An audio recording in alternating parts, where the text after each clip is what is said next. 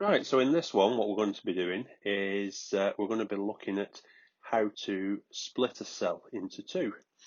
So I'm firstly going to highlight column C. I'm going to go up to the top and convert text to column wizard. And as we can see, we've got two options. And the first one, delimited, characters such as commas or tabs separated each field. Or we can do fixed width. Fields are aligned in columns with spaces between each field. For this one, I'm going to click the next button. Next, I'm going to remove the tab button and leave it on space. And you can see down at the bottom, down here, how it split them up into two columns. You simply click next.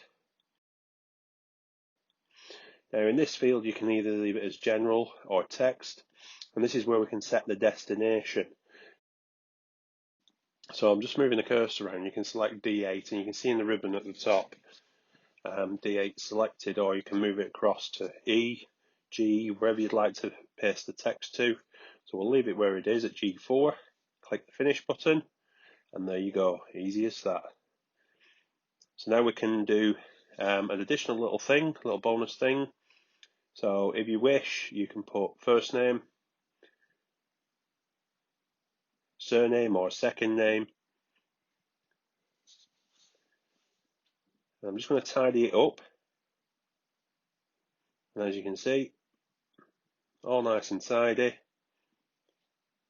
Just get rid of those. Obviously, if you had massive lists, it would save you an amazing amount of time. What I'm going to do now as well is put some filters in here. So it's just a case of highlighting each of the cells, go up to the filter button, and we can use the drop-down menu. So if we wanted to search for anybody with the name of Smith, I'll just tidy this up a little bit more, and then you can see the text. There we go, resizing it.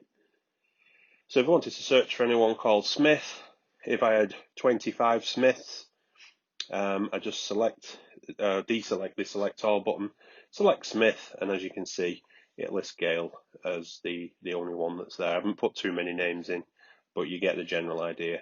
Extremely useful and very easy to use. Thanks for watching. Please remember to like the video and hit that subscribe button.